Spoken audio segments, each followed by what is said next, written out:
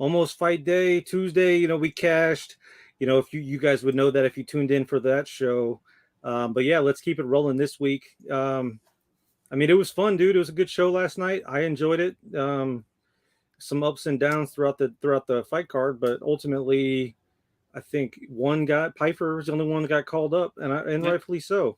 Right. No, I agree. I love Contender Series, so but it's modern day Gladiator. They want you to see you go out there and lay it all on the line and get a finish. And unfortunately, only one guy got the finish, so that's the only guy that got signed. And Dana White made this whole spiel that if you want to be a fighter, then come to fight. And I get it, but you have to also take into consideration that you have guys that are like 3-0 that are getting signed and getting put onto UFC 277 pay-per-views. And you're talking about, oh, you need people to fight. You want to see them fight for a job title, but you're bringing on guys that are 3-0 that have never really fought anybody at all into Yeah. into the fold onto a pay-per-view card. So that's why I'm kind of have mixed emotions in that, because I kind of understand where he's coming from. Like, you're getting this opportunity, you're not laying it all on the line, and you just throw a dud out there. But you also, on the flip side, they're signing a bunch of bums without going through the Contender Series.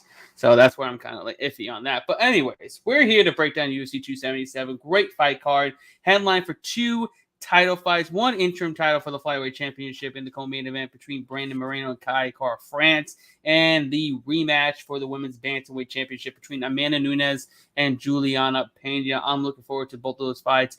But let's get started on the prelims. Our first prelim fight is a fight in the welterweight division between Orion, Koshi, and Blood Diamond. Right now, Koshi minus 190 favored to come back on Blood Diamond plus 160. Who do you got? Yeah, so it seems like the money's coming in on Koshi. This morning it was minus 175. Old Blood Diamond, he didn't look too hot in Houston. He had all of the hype opening up the card for Mr. Israel Adesanya. Obviously we know how that went with Jeremiah Wells. Jeremiah Wells, has looked good lately as well. But Koshi isn't him. Koshi is not Jeremiah Wells. And here's the deal. If Koshi can wrestle, this is his fight. But I'm hearing he's mostly been working on striking. And when he's not striking, he's camping. And when he's not camping, he's watching X-Files, which is cool. I watch X-Files too. But basically, we have to count on Koshi to not get tired, which he does if he doesn't get the takedown. He tires himself out. Obviously, we saw what happened in his last fight. But here's the deal. If Blood Diamond can connect and he has all this hype, it's very possible that that's all she wrote. So it's really just going to depend on if Blood Diamond has worked on his takedown defense. And while I would love to see Blood Diamond get a nice showcase here, I'm going to have to assume that Koshi gets him down and ultimately beats him to victory. The pick is Koshi, not confident. Probably going to stay away from this one just because I'm not exactly sure what to expect from Blood Diamond ultimately.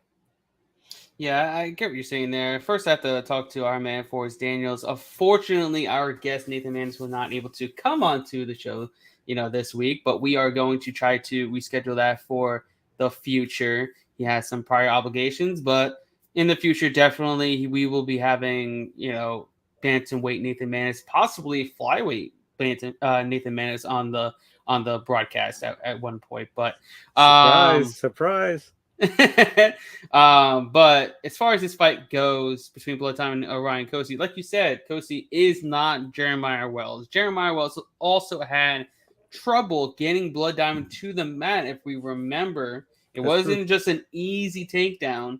And once he got it there, Wells was obviously a lot better. But Koshi, like we said, is not Wells. He's not a jiu-jitsu black belt. He is a team alpha male product. No jiu-jitsu, just straight wrestling, overhand rights, wrestle, overhand rights. Repeatedly, that's what they do. And we know Koshi tends to fade as the fight goes on. So if Blood Diamond makes him work for takedowns or gets up from the takedowns, Koshi's fading after round 1. Blood Diamond is going to finish him in late round 2 or possibly early round 3. There's no way Koshi ever looked like a minus 190 favorite against anybody. And he's not going to look like a minus 190 favorite against Blood Diamond. So I'm taking a shot on Blood Diamond plus 160. I'll probably wait because I think more money is still going to be coming in on Koshi here. So I'm going to just take a step back and just wait for this line to progress. Maybe close in once we see money start pouring in a little bit on Blood Diamond and then make a play there. Yeah, I'm not, like I said, I'm not confident. It really just depends on how the fight plays out. I like Blood Diamond, but it's going to have to be a nice maybe plus 175, 180 to get me interested in this. We might even get plus 200 to be honest with you. Yeah, we might, but I'm not going to be interested until we get to 180. But like we talk about, his only decent win was Matt Dixon, and he was definitely losing the fight on the feet in that fight. Yeah. And he had to get takedowns, but Dixon just couldn't get back up, and Dixon lost because he gassed himself out. So that was his only good win. He won by, having better gas tank. Philip Rowe fucked him up. That was beautiful. Like Rowe fucked his ass up. We said it. I'm saying it just like this fight. If he doesn't hold his opponent down, he's gonna gas and he's gonna get fucked up on the feet. That's exactly what happened in the Phil Rowe fight. He took him down round 1. Round 2 came. Oh, it's a different ball game. Rowe was just absolutely teeing off on his ass. And I expect Blood Diamond to do the same. It's going to be very, very reminiscent of that. Granted, Rowe much better on the mat than Blood Diamond, but I think Blood Diamond's get-up game is good enough to get up from underneath Orion Koshi and not get finished. You're talking about it took Jeremiah Wells almost the entire 5 minutes to get the sub against Blood Diamond, so he's been working tirelessly on his takedown defense and submission defense. And I know Koshi is not going to finish him on the mat. So we're going to get outside of round 1, and that's where I think Blood Diamond's going to take over. So by then, you could possibly get a live bet on Blood Diamond even bigger. So maybe just hold off after round 1. We can play Blood Diamond at a plus maybe 300 price tag. I like that. I think that's a very smart way to look at the fight. All right, moving on. Next up, we got a fight in the light heavyweight division between Nick Negamorano and Ihor Pataria? I don't know. Pataria? I got nothing. Anyways, this fight is basically a pick and fight. It's minus 115 for Ihor, minus 105 for Negamorano. Who do you got? So Ihor, I'm going to call him that, Ihor. Because it just sounds like I know it. I mean, who doesn't watch Winnie the Pooh? He didn't look great on Tuesday Night Contender Series. I'm pretty sure, if I remember correctly, he was outstruck until he found the knockout. Also, most wins coming early from Ihor. Not exactly confident with this one either, but ultimately, I'm going to have to side with experience here. Nikal has faced stiffer competition and has went to the 3rd round with a few. While I do like the dog money, this guy could go either way. This fight could go either way, as neither of these guys are exactly proven. I do like the dog money on Nicolay, and that's really it. It's just experience over a guy that was outstruck and got lucky.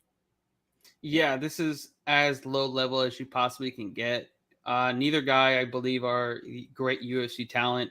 This is a prime example, as I was talking earlier. Yeah. You're talking about telling these fighters, they need to fight, this and that. And then you bring on guys like Nick Negamorano, who's looked terrible, winning fights that he shouldn't be. And then Ihor, who gets a lucky knockout, and you bring him on, like, yeah, sure, you're losing the entire fight, and then you land one punch. You're definitely UFC ready. Okay, whatever. That is neither here nor there. But as far as this matchup goes, it is as even can be, which is why the line is where it's at. I feel like if you're betting on either side, you got to take plus money. I think, like you said, Negamorano got the experience. He's facing much better competition. He's more proven out of the two commodities as well. But it's anybody's fight. Yeah. I feel like nobody should really bet on this anyway. And if you have a great read and you get it done, then more kudos to you. But I can't seem to find the right read, so I'm kind of staying away. I don't know who's worse, so I'd rather just pass altogether. But if I had to take any type of bet, it would probably be on Nicolau Negamorano, probably if I were able to get him as an underdog price. Moving on to the lightweight division, we have a fight between Drakkar Klose and Rafa Garcia. Right now, Klose minus 205. Come back on Garcia plus 175. What do you got? While I've always liked Drakkar Close. My dad when I was growing up, he used to wear that Drakkar cologne. So I've always just been a fan of his. He's a good fighter. And while I wouldn't exactly call Brendan Jenkins, a credible opponent, Close is back, baby, and he's coming for blood. Nothing against Garcia as he's put together, 2 back-to-back wins. It's just Drakkar's time. He's recovered. And I'd assume Close plays it a bit safer this time around, as Garcia is a little bit stiffer of competition, but because of which I believe they trade rounds and Close either finishes Garcia in the third or edges out the decision win. This should be a fun one. It has all the writings on the wall to be a fun one. Like I said, I'm leaning Close decision, which oddly enough, I was surprised to see that it's plus 120, but I also like Close in round 3, which is plus 1,400, which is crazy. But I think that could possibly happen. Yeah, I'm just not a big fan of Hoffa. Maybe because he's burned me so many times. I bet his ass as a favorite, loses. I bet his ass. I bet against his ass as underdog. As he was an underdog, he wins. So it's like fuck me. Yeah. I think Close is the better all around fighter, but Garcia is just one tricky type of fighter to back against because there's days that he's wrestle fucking the shit out of that are fighters that he probably shouldn't be.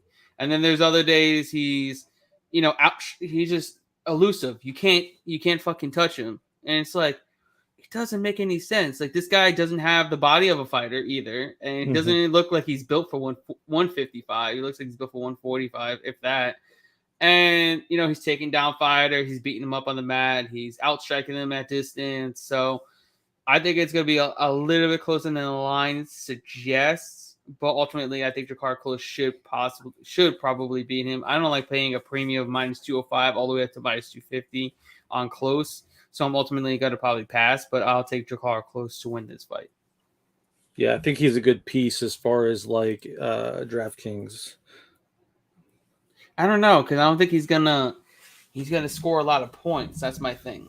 Yeah, but I'm wondering. I don't know how much I haven't looked at it yet. I'm wondering how much he's worth.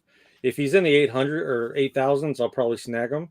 But if he's any higher than that, like if he's in the 9,000s, it wouldn't make sense because I do think it's going to go to decision, and I do think he's going to be timid just because Hoffa is a little bit more of a, like you said, a little more elusive than Jenkins anyway. All right, so I kind of messed up the order here a little bit, but our next I was rolling with it. We're good. Yeah, I was. We'll just keep it rolling. The next fight is in the women's bantamweight division between Ji Yeon Kim and Jocelyn Edwards. Right now, it's almost a pick 'em. Minus 130 for Edwards, plus 110 on the comeback for Kim. Who do you got? That's crazy. Okay, hold on real quick. So. Okay. Anyway, Edwards. I was just looking at something. I think I may have misspoke in the first fight, but yeah, we're moving on. Jocelyn Edwards. Is it time to fade her?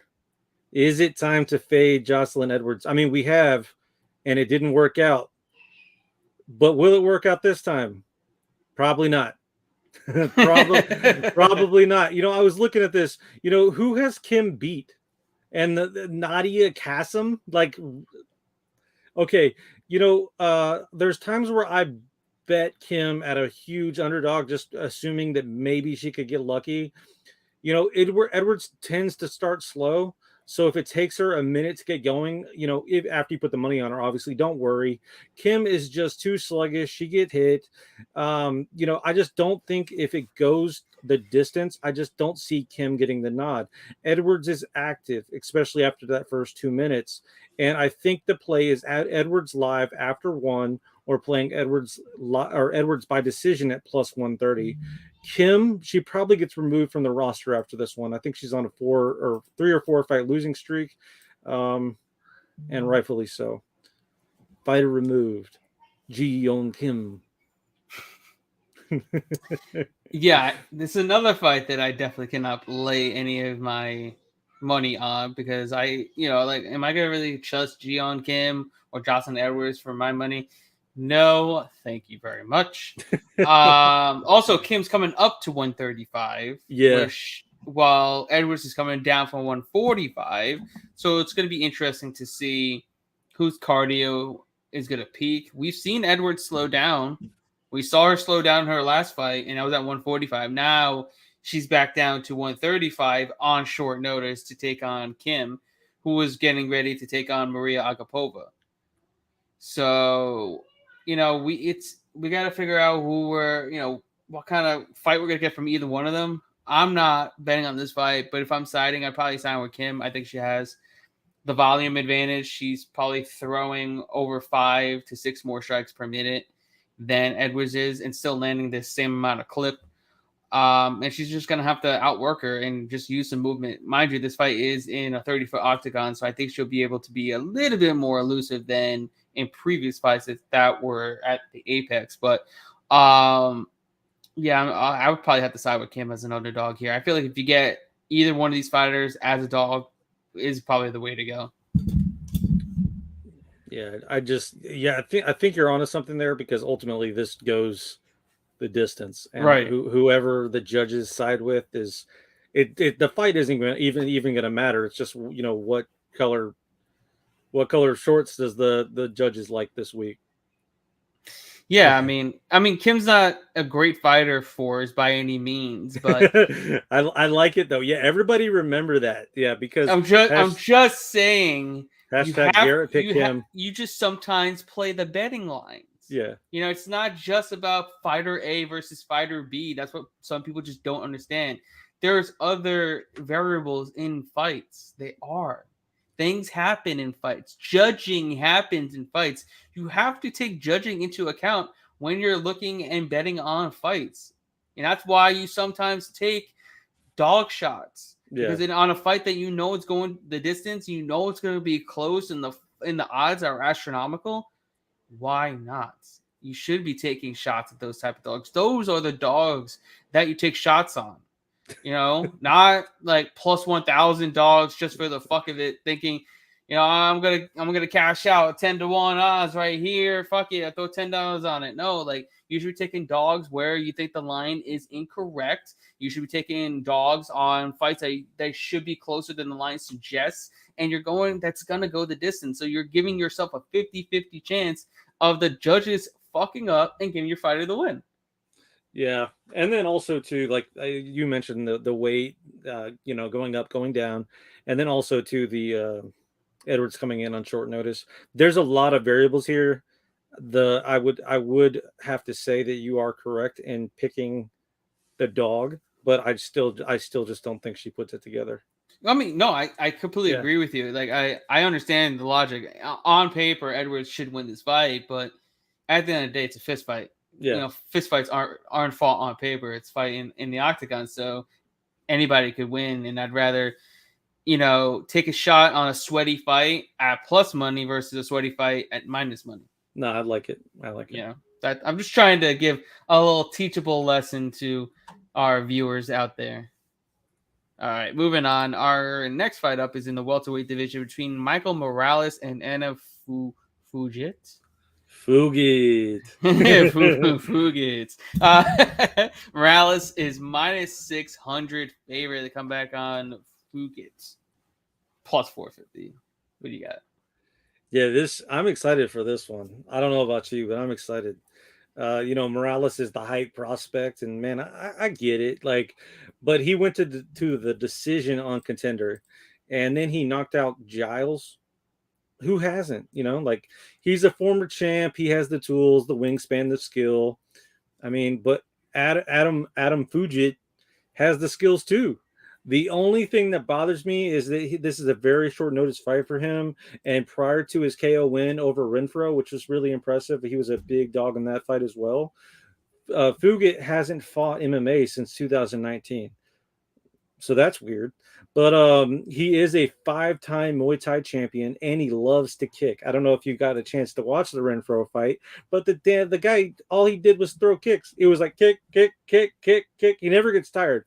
So because of which, I do like Morales, and I am picking him to win the fight, but I'm gonna have to take a stab at Fugit plus 1200 TKO. I think that it is a possibility. And then I also like fight won't start round 3 at minus 175. That's not bad. That's not bad at all.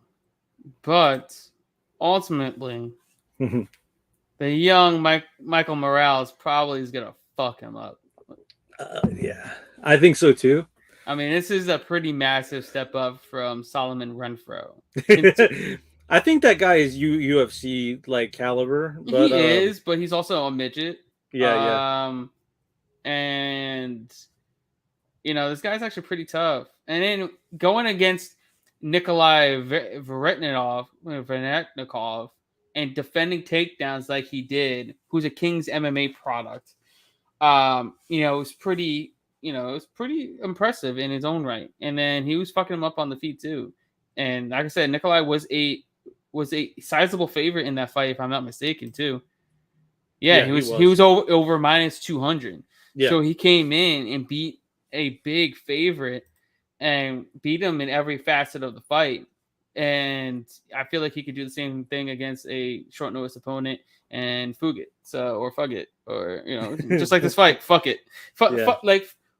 Forget about this fight. Forget about betting on either one of these two. I kind of expect this to go. I kind of like the plus money at over 1.5 rounds though. I like that. I think it ends near the end of the second or beginning of third. So I kind of like it, and it's at plus money. I think it's like plus 110. I think this is one fight that could possibly see. It's plus 100 out there, and I kind of like that. I think it'll go over 1.5 rounds. Like you said, he's a skilled striker. Morales, majority of the time, he's going to stand and strike. Yep. So is Fugit. Exactly. So they're gonna hang. They both have chins. Right. It's gonna be a good fight. Yeah, I think it's gonna be a barn burner for however long it lasts. But ultimately, I think Morales kind of gets him out of there. I mean, we've seen Fugit get knocked out before. He got knocked out by Kaylin Curran, who's nothing to write home about at all. So that's no bueno. But yeah, I got Morales gonna get done. But I like the over 1.5 rounds for sure. That's my favorite play on this fight. It's not bad.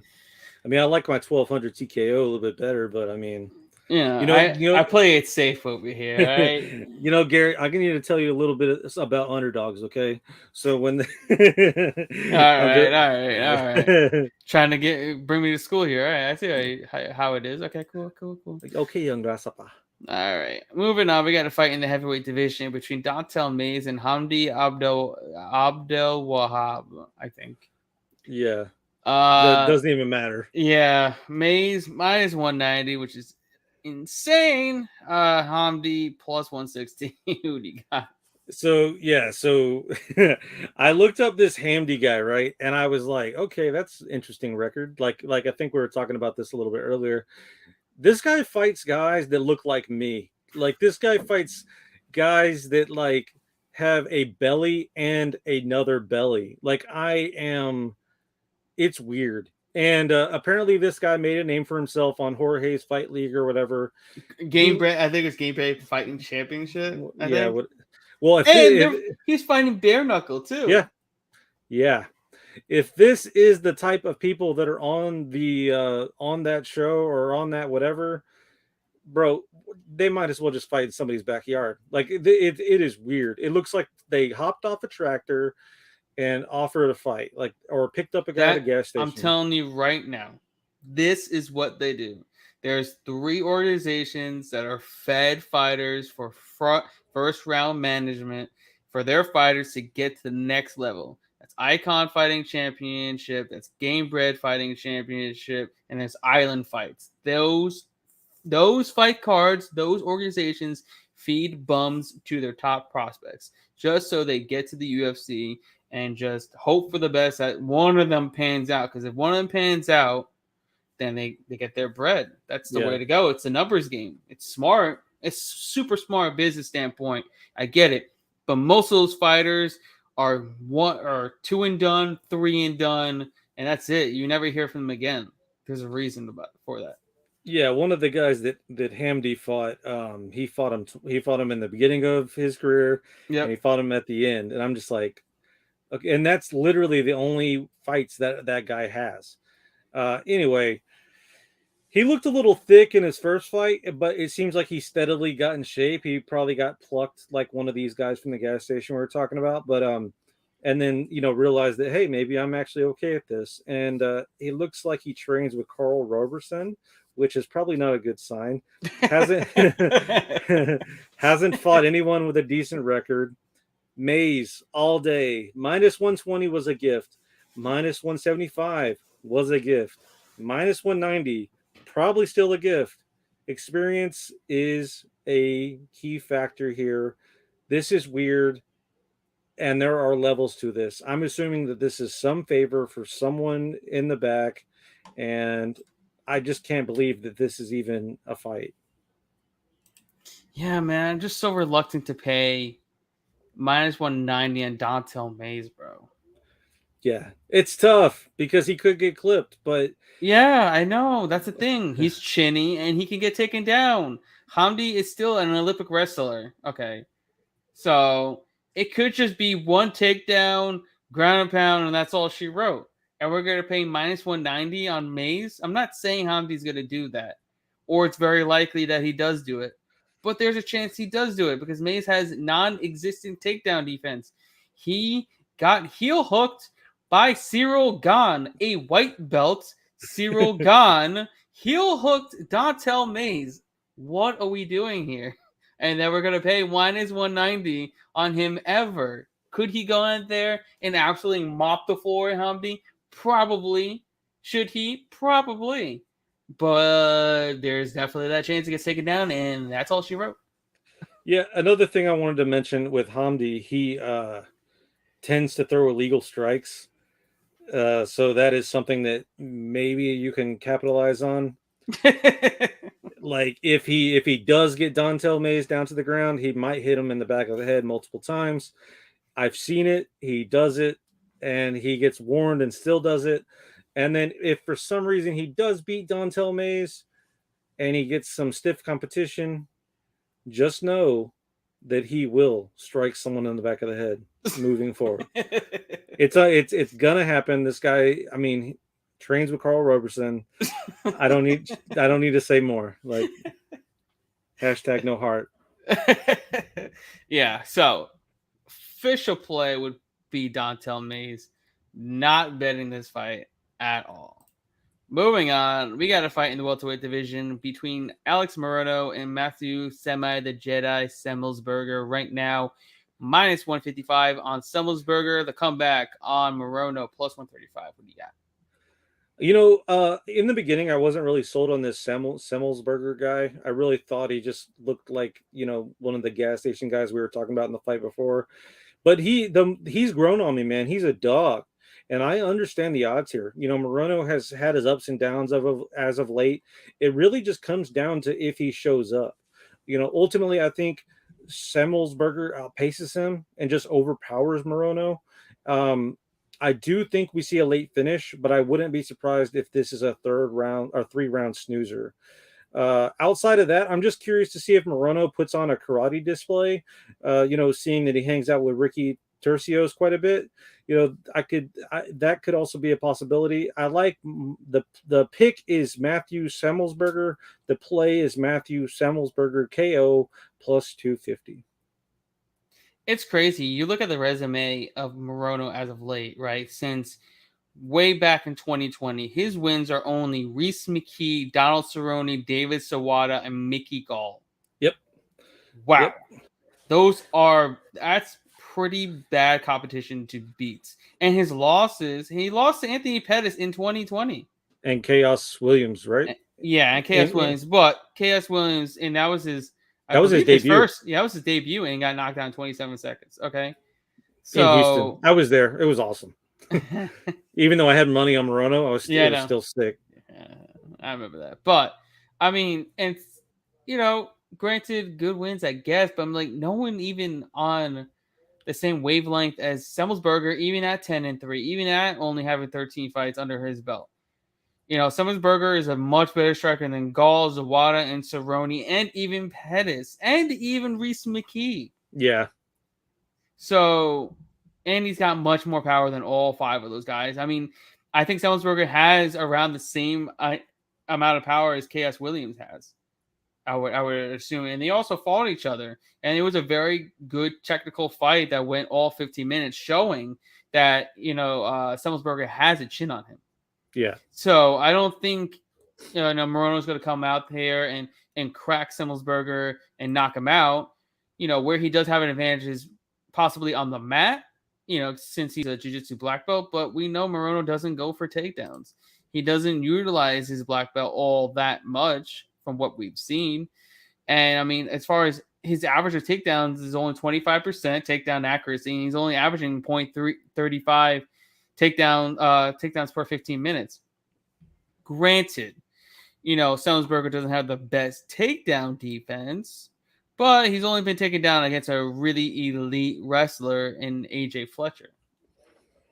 So ultimately, I got Semmelsberger getting the win. We've seen him be able to fight through adversity, especially in his last fight against a really tough AJ Fletcher. He fought through adversity that shows. And he fought well against a tough KS Williams. I got Semmelsberger minus 155. I think that's a decent line to lay some coin on him. Yeah, I agree. Yeah, it just really just depends on which Morono shows up, man. I haven't been impressed, Morono. Like I said, he's won impressingly, but against bad competition, Mickey Gall, it's very easy to beat Mickey Gall. Just don't get taken down. Right. Zawada not UFC ready. Cerrone retired. Anthony Perez getting tapped out by body locks in PFL. Reese McKee back in Cage Warriors. I mean, it's not great competition. Not saying that Semmelsberger has the best of competition because he beat a Contender Series alum, a guy, Martin Sano, who I have no idea why he was in UFC. And he starched Jason Witt and went to a decision where Carlton minus. Not good wins for him either. The minus was his debut, though. Like, I'll give him a pass on that one. Right. Just, like I said, not great competition he's beaten either. But ultimately, I just think Semmelsberger is a little more technical on the feet. I think he packs a lot more punch, and it just comes down to if he can just hang in there. And we've seen him get cracked, so we know he's got a chin on him. We've seen Morono get stopped and cracked quickly. We've never seen Semmelsberger get cracked and finish, and I don't think Morono's going to be the first one to do it. So I got Semmelsberger all day here. I do love Morono. He trains like 30 minutes from my house. So like it's not that I don't love him, it's just that like in this matchup, I don't. Like right. What do they say? Styles make fights, and I just don't think he has the style to get past Semmelsberger. And I mean, he's also the younger fighter of the two. He has less wear and tear on his body. I think he's worked. I mean, also Morono owns his own gym, so it's not like he's training 24/7 like a Matthew Semmelsberger. Yep. Morono's has to worry about other day-to-day activities other than just training day in, day out, like Semmelsberger is. So, all right, moving on. Our next fight up is in the lightweight division between Drew Dober and Rafael Alves. Right now, Dober minus 190 to come back on Alves. Plus 160. Who do you got? Yeah, I think this one's going to be another really good one. It's funny. They're not really advertising some of these like sleeper fights. It's only just the two main fights, really. I didn't even know who was on the main card until I looked at it today. I think that this one's going to wake up a few people. I think that this is also a much closer fight than the odds indicate.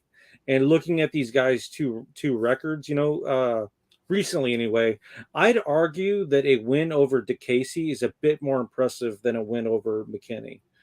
Dober nearly got finished in that fight too. Like, that was an amazing fight. Ultimately, I think that this is a test for both guys, and I just like the dog odds. I think the sub for Alves is live once they hit the mat as well. I think the pick is Alves, the play is Alves. I think I got him at plus 185. thank you, Garrett, for bringing that to my attention. But I do think that it's just a smart play. Yeah, I agree. I mean, we've seen what Dober does, and time again, he gets hit by everything you throw at him. He leaves his chin out there. I mean, it's pretty pronounced and right there for you to hit. And I expect Alves to test that chin early and often, more likely like the Jack Casey fight. Cracked him, jumped on his neck, got the guillotine, cinched it in, and that's all she wrote. And Alves he's fast on the feet. He's super powerful on the feet. He's got heavy calf kicks as well. So if the fight does tend to move on, Dober's not going to really be able to plant on that lead leg as well as he normally does. He needs that lead leg to twerk and use all his body into his punches, because that's what he does. He wings really heavy hooks at you, and he's got some insane power. But like I said, what we've seen from Dober, he gets hit a ton, and that wear and tear is starting to come down on him. He almost got finished numerous times against McKinney, and I expect Alves to crack him numerous times in this fight. But this time, I think Alves is going to finish it by jumping on his neck and actually getting the guillotine, which he has, I think, 3 or 4 guillotine finishes, because that's his go-to submission. So when you got someone that has a go-to submission like that, it's really tough to get out of. So I'm taking Alves here. Like I said, we got him earlier, plus 180, plus 185. I still like him at plus 160. I think it gets it done inside the distance as well, which will put it at plus 275 to win inside the distance. Under 2.5 rounds is minus 165 to minus 180. I like that as well. Yeah, that's not bad. Someone's getting a finish here. Yeah. So, but I'm taking the shot on the underdog. I think it's a smart play. I think so too. I think so. I really do. I truly do. All right, so we got our first fight on the main cards in the flyweight division between Alex Perez and Alexandre Pantosia. Right now, Pantosia minus 180 to come back on Perez, plus 155. What do you got? You know, I think Pantosia is regressing here a bit. You know, he looked slow in the Cape fight, or the Cape fight. It's Cape, I believe. Mm-hmm. You know, and until the sub, he looked pretty slow in the Royval fight. Perez got subbed by Figgy, but that's Figgy, and Perez has the power to get this done. Pantosia does have a chin, but I think if Perez hits it enough, it will crack. And I do think that Figgy laid the groundwork for just that. You know, he did, you know, connect on Pantosia quite a bit. So thank you, Figueiredo. Perez knocked Pantosia's chin a few times. So, oh wait, excuse me. Figgy, yeah, whatever. While Perez give Pantosia his first KO loss? My money says yes. I like Alex Perez. He's my pick. I also like Perez by KO plus 700. Interesting. Mind you, huge Alex Perez fan. I know. Big time. I like Alex Perez. I think I bet him in almost every single one of his fights, but not here. I cannot bet on him in this spot. I think Pantosia, he's streaking at the right time. I think he's looked the best he's ever looked as of late. He fought smart against Manel Kopp, and he dominated his next fight out. I know he's a slow starter. I know he doesn't push the pace as much as he should, but Perez is not one that's just gonna out volume his opponents. He's there to hit. His calf kick's always there to hit. He's there to get countered as well. And on the mat, Pantosia is definitely the better grappler by a pretty good margin. I know Perez is a really good wrestler, and he can get it there. But when it comes to actually doing work on the ground, I think Pantosia is a lot better on the mat in terms of, jiu-jitsu and the scrambles as well. But ultimately, I think Pantosia gets the job done here against Perez. And we'll see what happens after that. But I think this is a stepping stone for him to get a title shot after beating Perez. Once they unify the belts between the interim and the flyweight championship, I think Pantosia is probably next in line after beating Perez. Or maybe they might have him fight Askarov. They probably will have him fight Askarov after this, and then that would be the next one. Because between now and when Figueiredo is ready, it could be sometime next year. I like the Askarov fight. I just think he was. I don't know. I'm just not sold on Pantosia. I was sold on him years ago, just not now. Our man Forrest Daniels is asking, for you to turn on the Freddy Krueger lights since there's No, no guest today. no, I will next time. You have something to look forward to next time. I'm such a cock tease. He's making you wait for us. He's making you wait for those Freddy Krueger lights. Hashtag edging.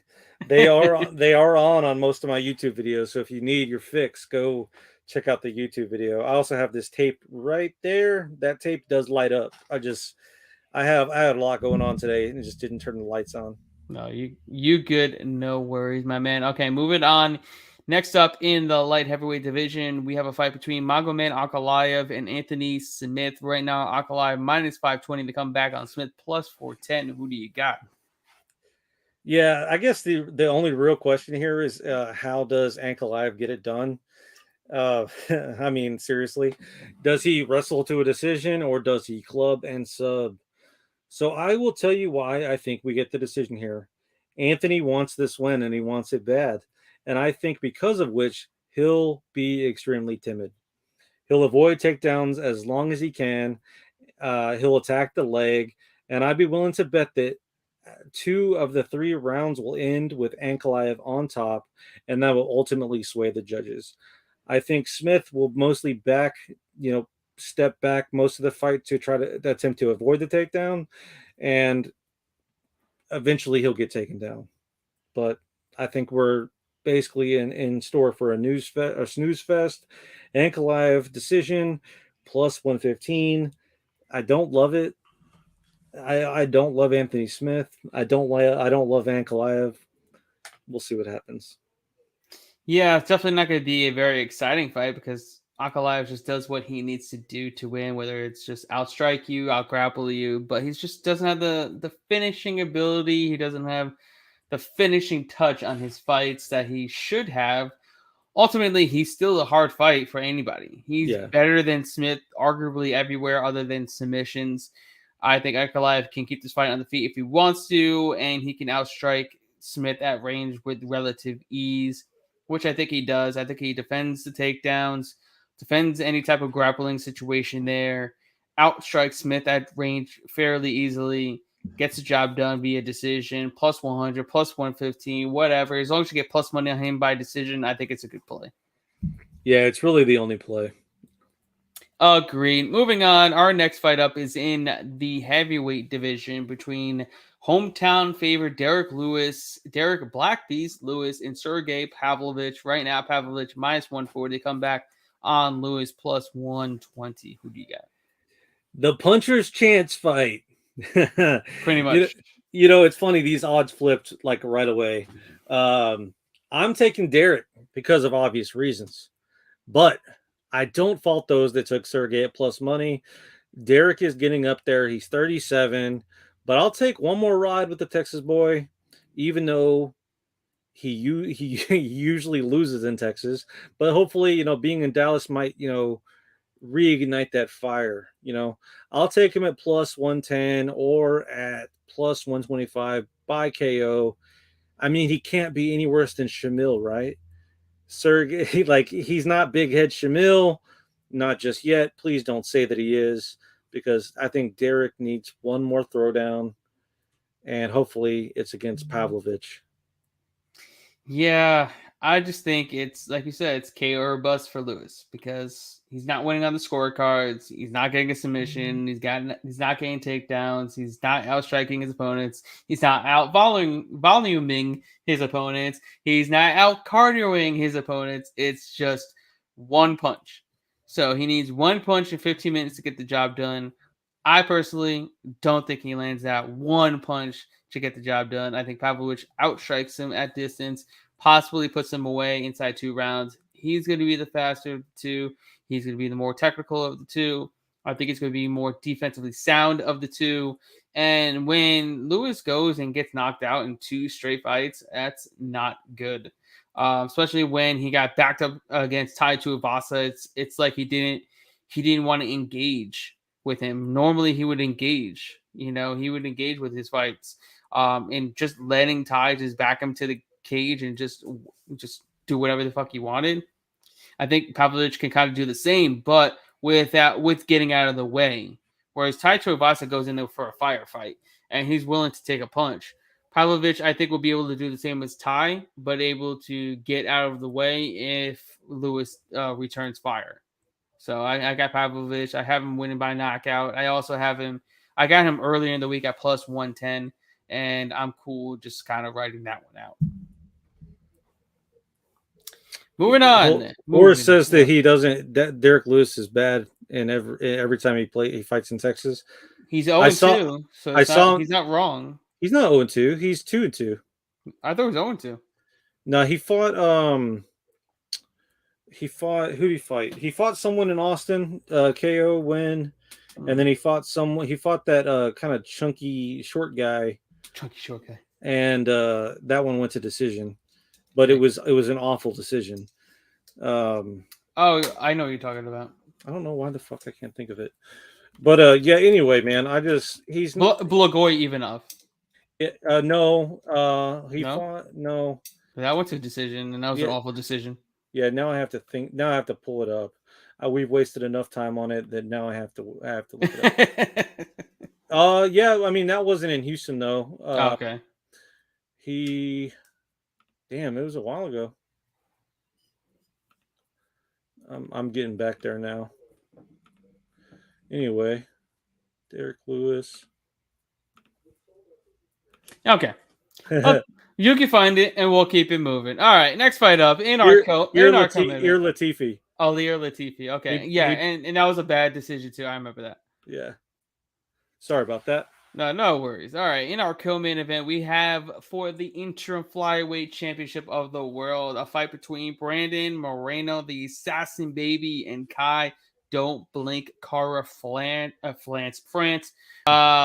Moreno minus 210 to come back on France. Kai Kara France plus 180. Who do you got? Yeah, I just rewatched the first time these guys met. I watched it earlier today, and I think we see a similar fight on Saturday. I always have thought that Moreno was underrated, and I always have thought that Kai Kara France is overrated. With these odds, I think those roles have reversed. They both have came a long way since 2019. And while I don't think France finishes Brandon, I do think we get a spicy decision. And Brandon does love to get down here in Texas. He does get a lot of love here. And I think France connects a few of those looping punches. And this kind of goes back to what you said earlier about these fight that we assume is going to go to decision. The odds, are a little wide for the fact that the judges could screw this one up. I think that the play is France by decision or France straight up, because he could get one of those looping punches and maybe finish Moreno, even though I don't see that happening. It is a possibility, though. I fear, though, and it is a possibility that Brandon is the clear winner, and then ultimately my plan is destroyed. But I do think that this could go the distance, and I do think we might get a spicy little split decision on fight day. I really like Brandon Moreno, and I like all that he's done, getting to this point, getting the championship, fighting back into the UFC, getting all the way there, getting the championship, beating Figueiredo basically twice. But I just can't get the last fight out of my head. He looked bad against Figgy in that third fight. I don't know what it was. Maybe it was all the nerves, all the pressure that was on him because everybody loved him. He was on this big pedestal, and, Figueiredo just took it to him, and Moreno was just getting teed off on. He got dropped on numerous occasions when he looked flawless in the two fights before that. If Moreno comes into this fight looking like the third fight against Figueiredo, Kai Kara France probably finishes him inside 3 rounds, because the thing is, Figueiredo didn't follow up after knocking him down. Kai Kara France is going to follow up after knocking him down. The reason why Figueiredo didn't follow up is because he was conserving his energy. Because if he didn't finish him, possibly Moreno will probably take over in the later portions of the fight. So he's kind of conserving himself, and I get it. But Kai Kara France, he goes for broke. Once he sees blood, he's going to go in for the finish. And I expect him to finish Moreno inside 3 rounds.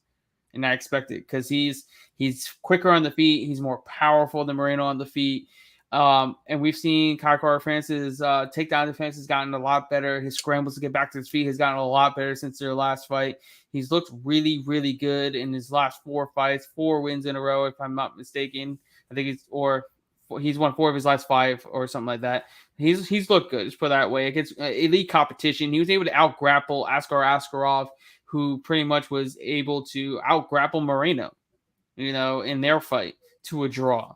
And Kai it looked good in that fight. He looked really good in that fight. And he was a 3-1 underdog, if I'm not mistaken. Yeah. I'm riding the dog train here. I'm taking Kai Kara France. I got him earlier, plus I think 190 or plus 200 in the week, and I think he cashes for us. I think he's going to be the next interim champ, and I think he goes in there and takes Figueiredo out and becomes the unified flyweight champion. Don't say that. I think that's an interesting fight. I think that's more interesting than Brandon Moreno and Figueiredo 4.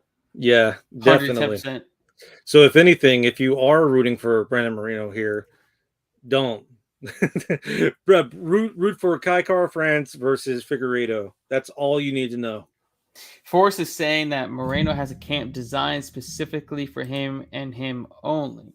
But yeah, normally every champion does, or every fighter that's going for a championship fight. I mean, Kai Kara France, it's him and Blood Diamond on the card, but everything is tailored towards Kai Kara France in that camp. Over at CKB. Yeah, I know what you mean. Yeah. Well, I mean, like, you wouldn't be fighting Brandon Moreno and train for, John Jones, like, I don't know.